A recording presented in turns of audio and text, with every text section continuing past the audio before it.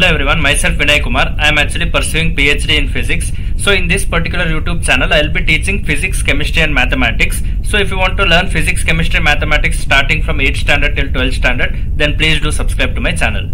In my previous video, I was actually explaining the 10th chapter of 8th standard science subject. So in this particular video, I will be explaining the 11th chapter of 8th standard science subject, that is chemical effects of electric current. So electricity is also a form of current, where electrons flow continuously, and that flow of electrons is known as electric current. If you consider this as a battery, then a battery will be having a positive terminal and a negative terminal. So electrons which are there will actually travel from the positive terminal till the negative terminal. So electrons which are there in this particular positive terminal will actually start moving towards negative terminal. So when these electrons actually travel towards the negative terminal of the battery, then the negative terminal of the battery will become electron rich. So when this negative terminal of the battery becomes electron rich, then the potential at negative terminal will be higher. So this will act as high potential and the positive side will act as low potential. So this difference in potential, so this is actually known as potential difference. So this potential difference will actually generate current to flow from negative terminal to the positive terminal. So you should remember that electrons always travel from positive terminal to the negative terminal. Because of high potential which will develop at negative terminal of the battery, the potential will be higher at negative terminal. Hence the current starts flowing from higher potential to lower potential. So this is actually indicated by I. So this is actually the electric current which we will be discussing in this particular chapter. So the electric current, how the chemical effects will be there in this particular electric current will be discussed in this particular chapter. So only when there is potential difference between two terminals, then only current can flow from higher potential to lower potential. Even water actually flows from higher potential to lower potential. You might have seen, if in a bigger bucket, if you store a water and if you make a connection at the bottom of this particular bigger bucket to a smaller bucket, then the water which was there in this bigger bucket will actually flow through this opening and it will actually fill this smaller bucket. That shows from higher potential, water is flowing to lower potential. Even when electrons get deposited at the negative terminal of battery, the potential of negative terminal will actually increase, and hence that higher potential will be responsible for current to pass from higher potential, that is from negative terminal to the positive terminal. This is how electric current is actually generated. Because flow of water is known as water current, and flow of electrons to the negative terminal and flow of current from higher potential, that is from negative terminal to the positive terminal, is actually known as electric current. In your earlier classes, you might have studied about good conductors and bad conductors. So actually good conductors are those conductors which actually conduct the electricity very easily, but bad conductors are the materials which do not conduct the electricity. For example, you can actually make a simple experimental setup in your home. So you can buy a small LED bulb and you can connect this LED bulb to one end of this LED bulb to one end of the battery. You can take an electrochemical cell and you can actually connect one end of this LED bulb to one end of this battery. You can connect this other end of battery to a metal rod or to a metal piece. You should remember that you should use a normal electrochemical cell which you actually use in your home, and you should actually take help of your parents. So one end of this battery will be connected to the metal rod and the other end of this LED bulb is also connected to this metal rod, and you should take care that these two ends should not meet. That is, the end which is coming from one terminal of the bulb and the other end which is coming from the other terminal of the bulb should not connect each other, but both the ends should be connected to a metal piece. And this metal piece, in the circuit there should be an electrochemical cell. Now this electrochemical cell is actually giving electric supply for this bulb to glow. So this shows that the electrons which are flowing from this particular electrochemical cell is actually traveling through this metal piece, and then it is traveling through this circuit, and hence the circuit is actually complete and this bulb starts glowing. But instead of this metal piece, if you actually connect some wood, so now I have connected metal, hence bulb is actually glowing. If you conduct the same experiment by connecting this to a wood piece, like if you have a bulb like this in the circuit and you have connected one terminal to a wooden piece and the other terminal to an electrochemical cell, and from there you are actually bringing the terminal to the wood piece. So now when this electrochemical cell starts supplying electricity, you can see that there is no glow in bulb. Bulb is actually off. Why? Because the wooden piece to which these two terminals are connected is not conducting the electric current. That means electrons are actually not flowing through this wooden material. So here actually metal was actually easily conducting the electric current because electrons will smoothly flow through that metal surface.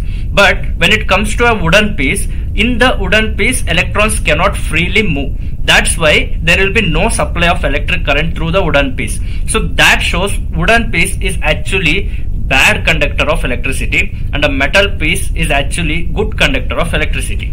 So that's why when metal piece was connected in the circuit, bulb was actually glowing. It was actually on. But when wood piece was connected in the circuit, the bulb went off. That means electricity is not conducted through that wooden piece, because any electrical equipment to work, like bulb or any other electrical equipments to work, actually the electricity should flow from negative terminal to positive terminal. So in that circuit, wherever the circuit is incomplete, there will be an obstruction for electron flow. That means there will be no electrical supply for that electrical equipment. So in this case we have chosen bulb. So that bulb was actually connected to a wooden piece and another bulb was actually connected to a metal piece. Metal actually completed the circuit diagram, but wooden piece actually didn't complete the circuit diagram, because here one end is actually connected to wooden piece and the other end is also connected to this same wooden piece. So electrons should actually travel from this particular terminal to the other terminal, but here wood is bad conductor of electricity, hence electrons are not flowing through this wood, hence the bulb is not on. That shows wooden piece is bad conductor of electricity and metal piece actually gives these electrons a pathway to move from that terminal, like one terminal's end to the other terminal's end. So that's why electrons will easily move through the circuit and it will complete the circuit, and hence electricity freely flows through the bulb, hence bulb starts glowing. This shows metal is good conductor and wood piece is bad conductor. So like this you can go on listing out the examples for good conductors and bad conductors. Any iron piece, any metal piece, any brass items, any copper items, whatever you see around you is actually good conductor. Similarly, rubber, plastic, wooden piece, granite, whatever you see around you, they are bad conductors. So if you see your surroundings, you will find good conductors and bad conductors. So you can go on listing out the examples for both good conductors and bad conductors. Actually, you have learnt all these things in your previous class, but in this particular chapter, you will be actually learning how liquids or solutions conduct electric current. So now let us conduct an experiment. Let us take a battery where one of its end is connected to the bulb and the other end is actually dipped inside a lemon juice. So one end from battery is dipped inside lemon juice, another end is actually connected to bulb, and from bulb the another terminal is actually dipped inside the lemon juice. If you actually turn on this battery, then electrons will start moving from positive terminal to negative terminal. But here actually circuit is incomplete because one terminal of this particular battery is lying inside the solution, the other terminal is also lying inside this solution. So this is actually lemon solution or lemon juice. So in this particular lemon juice you have actually dipped both the terminals. So these two terminals are not connected with each other, but still the bulb starts glowing. This shows the electrons which were flowing through this wire was actually immersed inside lemon juice. But electrons actually started traveling through this solution and it actually reached the other end of this terminal, and again the electrons started flowing and hence the circuit was complete. So when the circuit was complete, due to the development of higher potential and lower potential, current started passing from negative terminal to positive terminal, hence bulb started glowing. This shows even this particular lemon juice, which is actually acidic in nature, actually conducted electricity. So here actually electricity is conducted. So lemon juice is also a good conductor of electricity. That means electrons can freely travel through that lemon juice as well. So from one terminal to the other terminal, the electrons are traveling through that lemon juice, and hence the circuit is getting completed, and hence the bulb is actually started glowing. This shows the chemical elements which were there in that particular lemon juice. The acidic nature of that particular lemon juice is also responsible for the conduction of electricity. So this actually relates to the topic of this particular chapter, that is chemical effects of electric current. That means chemical effects. So whatever chemical elements which are present in that particular solution will be responsible for propagating electrons from one terminal to the other terminal,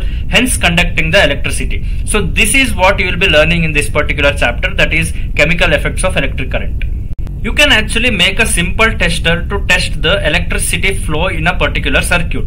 So you can actually connect one particular magnetic compass, or you can actually wind this magnetic compass with an electric wire, and you can actually connect one terminal of this particular wire to a battery, and other terminal of the battery will be connected to the other end of this particular wire, and this wire is actually winded for a magnetic compass. So when this battery is actually on, electrons will start flowing through this circuit, and hence there will be electric current flowing through this circuit. So whenever there is electric current flow, always there will be magnetic field associated with electric field. So that's why whenever there is electric current, this particular magnetic compass will actually show some amount of deflection in it, because the magnetic field which is associated with the electric field will be responsible for the deflection which happens in this particular magnetic compass. So when this magnetic compass actually show the deflection, that shows electrons are actually flowing through this electrical circuit. That shows electric current is actually flowing through this circuit. So this is a simple tester to actually test whether electric current is flowing through that particular tester or not. So if this battery is not working properly, then even after switching on this battery, this magnetic compass will not show deflection. Why? Because there is no electric current flowing. Only when there is electric current flowing, there will be some magnetic field associated with that electric field. Hence there will be deflection in this magnetic compass. Hence it proves that electric current is flowing through the circuit. This is a simple tester which you can actually make in your home. Using this particular tester, you can actually test whether electricity is conducted through tap water. So in a container, if you collect tap water, and then if you dip two terminals of an electric circuit in this particular tap water, and if you connect one particular terminal to a battery, and from other terminal of this battery to a magnetic compass, which will actually show the deflection in it. So here we have kept a magnetic compass inside this coil. So the other terminal will be dipped in this tap water. So two terminals are actually dipped in this tap water, and make sure that these two terminals are not in contact. So water itself is a contact between these two terminals. Now if you switch on this battery, then electrons will start flowing from positive terminal to negative terminal, hence creating the potential difference between the terminals. Hence electric current will actually start flowing. But here circuit is actually incomplete. But still you can see there will be deflection which is produced at this particular magnetic compass. That actually shows electric current is actually flowing through this circuit. Why? Because this water is actually conducting electricity. This is actually tap water which is good conductor of electricity. So this shows tap water is actually a good conductor of electricity. So if you take distilled water which has no chemicals in it, which is free of chemicals, then this particular distilled water will actually not conduct electricity.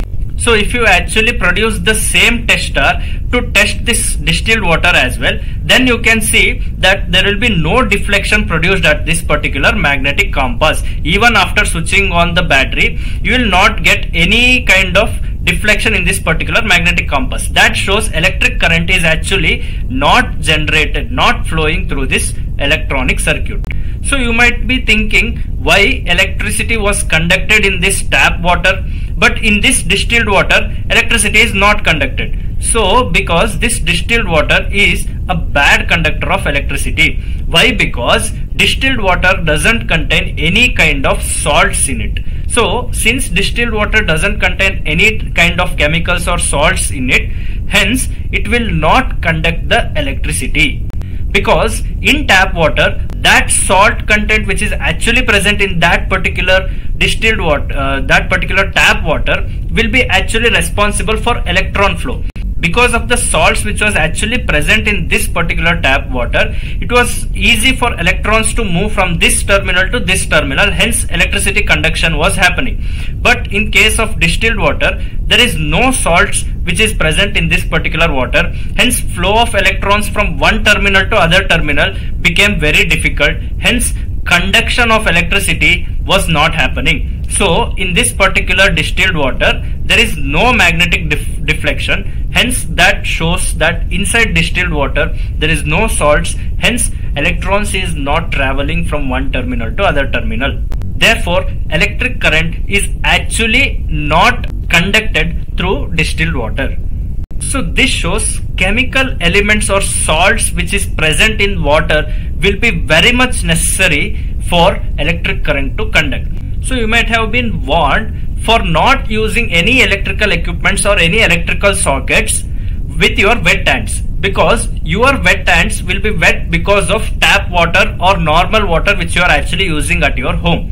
So with that particular water in your hand, if you actually work with electrical equipments, then the conduction of electricity will be very easy through that water molecules, because that particular water molecules contains salts in it, which will be easy for electrons to flow from one terminal to other terminal. Hence there will be free flow of electrons, and hence electric current will be passing through that particular tap water. So that's why whenever you wash your hands or whenever your hands are wet, you should not use any electrical equipments, you should not use any electrical sockets, because your hand contains water molecules, which is basically a tap water which contains lot of salts, hence there will be a free flow of electrons in it. So that's why you may get an electrical shock if you use with your wet hands. So always while working with electrical sockets or any electrical equipments, you should actually wear some rubber gloves so that electron flow will be restricted, because electrons cannot flow through rubber, wooden piece or any such kind of bad conductors. Hence electric shocks will be not there. So always when you work with electrical equipments, please wear rubber gloves. So that's why water will be good conductor only if it is not a distilled water. But if that particular water is distilled water, then it doesn't contain any kind of salt solution in it. Hence there will be no conduction of electricity through distilled water. This again proves there is a chemical effect inside water or inside any kind of solution for electric current to flow. Because when you are using distilled water, there were no chemical elements present in it. Only hydrogen and oxygen molecules will be there. That's it. But there will be no other salt or any kind of chemicals which will be responsible for conduction of electricity. Hence there was no conduction happening inside distilled water. But when you take normal tap water or normal water, then that contains lot of salt solution in it. Hence there will be lot of chemical elements present in that particular water. Hence that chemicals will be responsible for the conduction of electricity. This again relates to the topic which we are discussing in this particular chapter, that is chemical effects of electric current. To actually understand chemical effects of a particular electric current, you can actually conduct an experiment. So you can take a normal water inside a container and add 1 teaspoon of salt into it, or you can also add lemon juice into it, so that this water becomes more conductive. So when this water becomes more and more conductive, you can actually build a circuit inside this. You can actually bring 2 terminals of battery inside this particular solution and connect iron nail for 1 terminal, and you also connect iron nail for other terminal as well.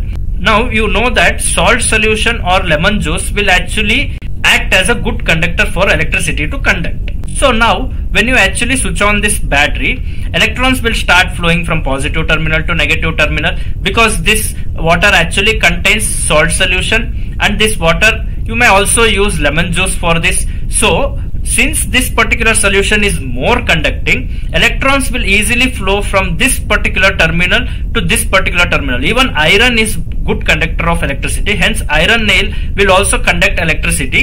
So electrons will freely move from this terminal to this terminal, hence current will be flowing through this circuit. So wait for 3 to 4 minutes, and after 3 to 4 minutes, if you come and see what's happening near this iron nails, there will be small bubbles which are actually generated at the iron nails. This actually shows the hydrogen and the oxygen molecules which were there inside the water was actually getting splitted, and hence hydrogen and oxygen is evolving as gas molecules. This shows whenever there is higher potential which is generated at the electrodes, so these particular ends are actually known as electrodes.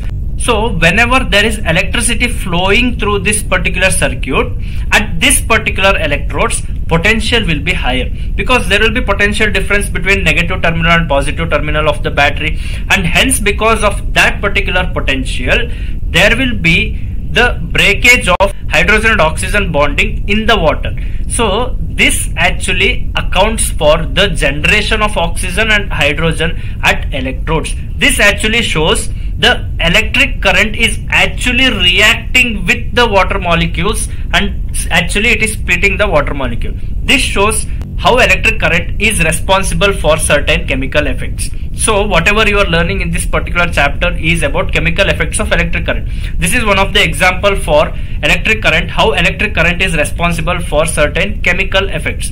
So here actually oxygen and hydrogen is actually evolved when water molecules is splitted. So only a certain potential will be there only when certain amount of potential is maintained between the terminals of battery, so that can actually split the water into hydrogen and oxygen. This actually shows some amount of chemical effects is accounted by this electric current.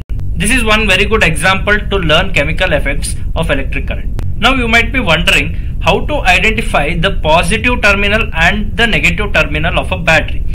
Take a potato piece and connect one terminal from one end of battery to this potato, and the other terminal of this battery will also be connected to this particular potato. So after 15 minutes, when you actually come and see the potato, one end of this particular circuit where two ends were actually generated from this particular battery. So one end is actually connected to the one end of potato, and the other end of this battery is connected to the other end of the potato. So here you can actually see bluish green spot on one end of this particular wire which is connected to the potato. This actually shows the terminal to which the end which has got bluish green color on potato is actually connected to the positive terminal of the battery. Because of some chemical changes which is happening due to the electric current which is flowing through this particular potato, this actually generated bluish green spot at one particular terminal. You cannot identify any bluish green spot on the other terminal, but you can identify bluish green spot on only one terminal which is actually connected to this potato, where the other terminal which is also connected to this potato will be not showing any bluish green spot. That shows the terminal to which positive end of the battery is connected is actually producing bluish green on this particular potato. This actually shows this particular terminal of this battery is positive terminal and this particular terminal will be negative. Hence this shows potato is also good conductor of electricity, because electrons are actually flowing from this positive terminal to negative terminal through this potato, and electric current is actually flowing from negative terminal to positive terminal through this potato. Only at positive terminal which is connected to this potato will generate some bluish green color on this particular potato where the terminal is connected. So this shows some chemical effect at positive terminal which is connected to this potato is actually happening. So this also accounts for the chemical effects of electric current. So through this experiment you can actually study the chemical effects of electric current, and through this experiment you can actually find out which is the positive terminal and which is the negative terminal of that particular battery. So to study this chemical effects of electric current, we can do one more experiment. You can take copper sulfate solution in a particular container. You can actually connect copper plate at one particular electrode of battery, and you can connect any other material at other part of the electrode. You can take some copper sulfate solution in a container. So CuSO4 accounts for copper sulfate solution. The positive terminal of battery will be connected to a copper plate. So this plate is actually copper plate. This acts as one electrode and the other electrode will be some other material. Now when you actually switch on this battery, electrons will start passing through this circuit, and because this is copper sulfate solution, copper sulfate is actually good conductor of electricity, hence electrons will be easily flowing from one terminal of battery to other terminal, hence there will be an electric current flowing through the circuit. So the electricity which is actually flown through this particular circuit will actually split this copper sulfate into copper plus ion and SO4 minus ions. So this shows that sulfate will be negatively charged and copper will be positively charged. Always you should remember that positives will be attracted to negatives and negatives will be attracted to positives. So here sulfate which is there in this particular solution will be remained as it is, and the copper ions which is actually splitted by this CuSO4, that is copper sulfate solution, was actually positively charged and hence it will move towards the negative terminal. So the material, like some material which we have connected to the negative terminal of battery, so copper ions which was generated in this particular solution will move towards this material and copper will actually start depositing on this particular material.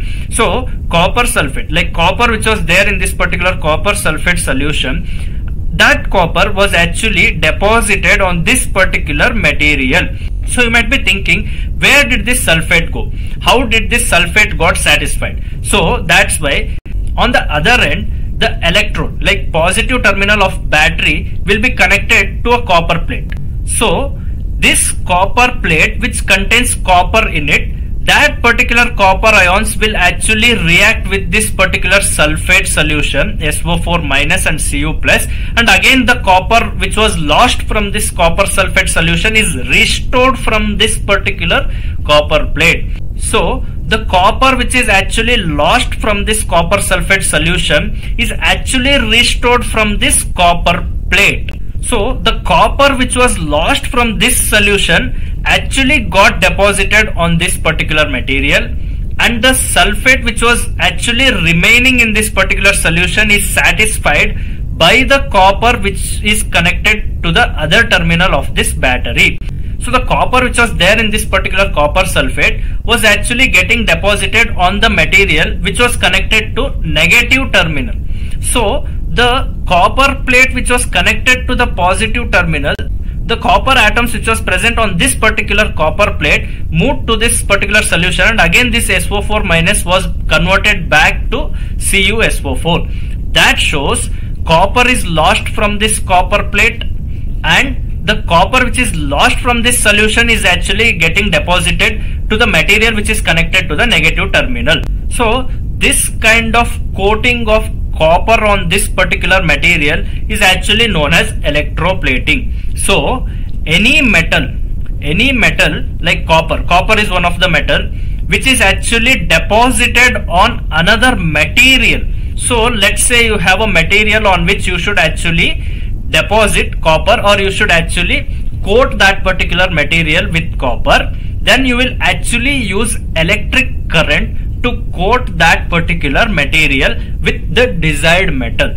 So this process is actually known as electroplating. So electroplating is a process in which you actually deposit desired metal on a material on which you should actually deposit that particular metal. So that process, to do that process, you will actually use electric current. So using electric current, you are actually depositing metal on a material. So this process is actually known as electroplating. So the solution which you use to deposit your desired metal on your material, so that particular solution is actually known as electrolyte. So now you are actually depositing copper on your material. So here copper sulfate actually acts as electrolyte. So that copper is already there in this particular copper sulfate solution. Hence that copper sulfate solution acts as electrolyte, and that copper which is there in that particular electrolyte, that particular copper sulfate solution will get deposited on your material. So here also you can actually study the chemical effects which is actually generated by electric current is actually beneficial for this kind of electroplating as well. So coming to the application of this particular electroplating, metal equipment which you are using in your house will be having shiny appearance on them. That shiny appearance of that particular metal object is there because of electroplating, because any iron object is actually coated with chromium. So when that particular iron object is actually coated with chromium, that chromium which is actually coated on that particular iron object will actually give the shiny appearance for that particular iron object. So if you consider this as an iron rod or some iron object, and if you actually coat this iron object with chromium atoms, then the chromium which is actually deposited on this particular iron atom will actually avoid direct contact of water molecules with this particular iron, so that it actually resists the rust, because iron actually easily comes into contact with oxygen molecules which is present in atmosphere, and it will easily come to contact with oxygen molecules which is present in water vapors, and this iron actually gets rust. This particular chromium atoms prevent that particular iron object from rusting, and it also gives some shining appearance for that particular iron object. So this particular chromium atoms is actually deposited on this particular iron objects through electroplating. So these are actually chromium atoms, and this is actually indicated by Cr.